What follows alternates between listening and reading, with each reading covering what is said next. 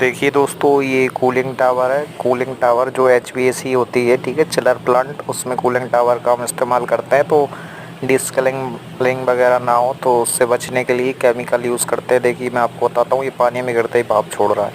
अगर इसको मैं पानी में मिलाऊंगा या नीचे गिराऊंगा, देख कितना खतरनाक होता है। देखिए मैं नीचे गिरा के बताता हूँ पानी में, इससे जल जाता है यार। ठीक है, H2SO4 वगैरह आप यूज़ करते हैं पीएच ठीक करने के लिए।